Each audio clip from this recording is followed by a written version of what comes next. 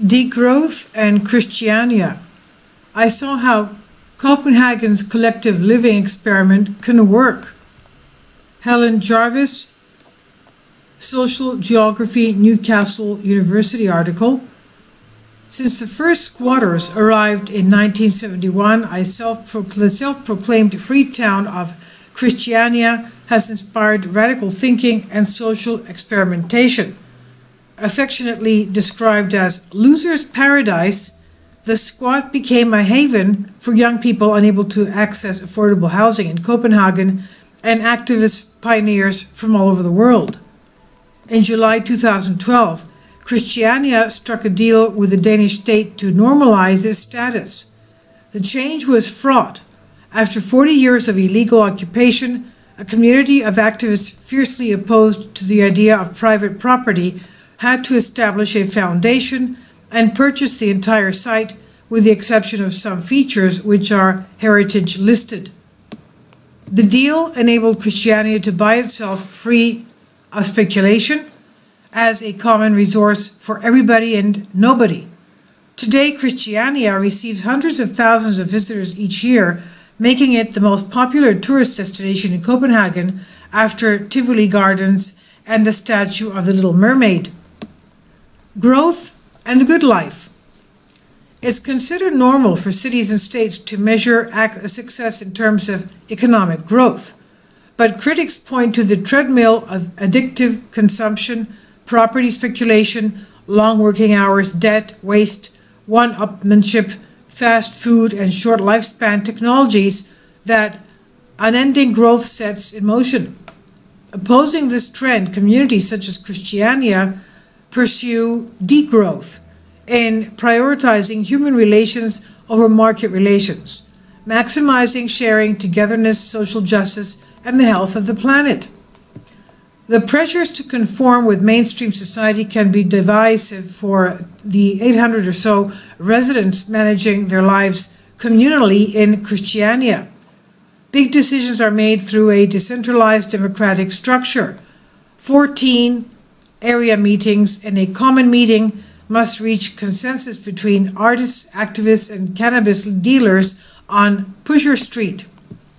In 2012, a minority of residents wanted to be allowed to buy and sell homes that they had built or renovated for themselves.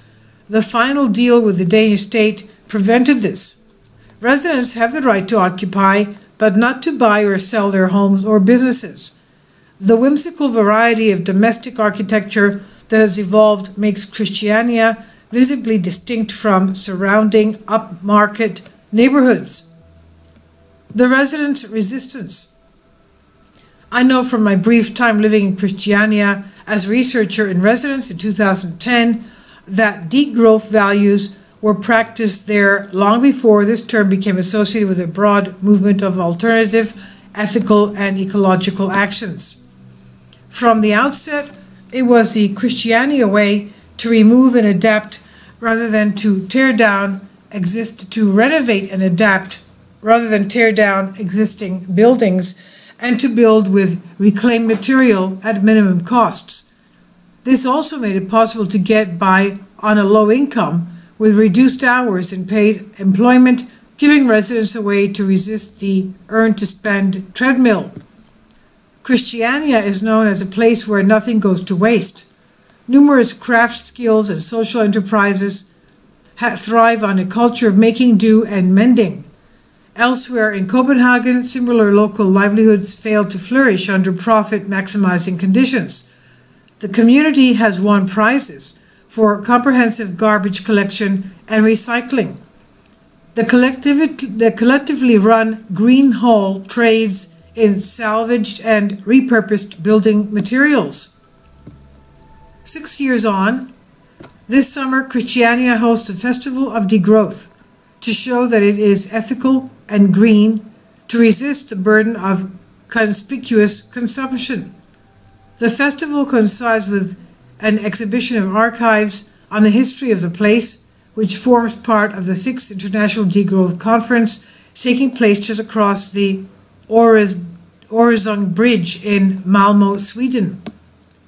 One example of grassroots degrowth since 2012 is the 12.8 meter Danish krone, where it's worth 1.5 million pounds, the 12.8 million Danish kroner, worth 1.5 million, raised from a social model of investment, the People's Christiania share.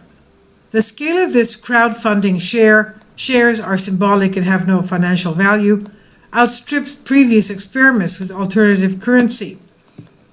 These include payment of the Christiania wage for community jobs, for example, working in the bakery, the garden, laundry, waste collection, or machine hall, which functions much like the degrowth policy of basic income, where everyone is paid a minimum stipend. By comparison, police estimate the cannabis market on Pusher Street to be worth 635 million Danish krone, that's 75 million pounds annually, while social models of investment benefit Christiania profits from the hash market drive growth and speculation elsewhere. Recognizing this conflict, residents chose in May this year to shut down Pusher Street temporarily. Younger residents are driving this shift from individual freedom to profit from criminal activity to mutual responsibility for future generations and the planet. This coincides with broad-based support for the recent crackdown on intimidating cannabis markets in Christiania. The Festival of Degrowth will introduce visitors to a village of alternatives. My research shows that Christiania is an inspirational space to think differently about conventional standards of living, precisely because of the absence of private property. A collective shift in mindset can be achieved here, which would not be possible in neighborhoods of conventional single-family homes. Making the magic. Yet puzzles remain when it comes to practicing sustainable degrowth at scale. One reason why Christiania's car-free landscape is so magical is that residents live at remarkably low density. At first glance, they seem to live in a public park. While this site might otherwise be expected to accommodate several thousand people in high-density social housing, the legal safeguards of the 2012 deal endow Christiania exceptional experimental status. This shows residents to take risks, allows residents to take risks with living creatively on a low income, enjoying close friendships in place of material consumption. There are lessons here for places where degrowth is dismissed as impossibly utopian, limited to fringe green debates and reduced goals of sufficient living standards. In the UK, state-sponsored private property and ownership impose smaller private homes rather than collective ownership of private and shared spaces. But from Christiania, we learn that smaller private spaces only benefit sustainable degrowth when combined with collective ownership and generous community space for shared use. People come together to share skills and collectively manage scarce resources to reduce consumption. The hope is that as young green activists gather in Christiania this summer, thousands of visitors will look favorably upon collective living as the new normal. This is on The Conversation.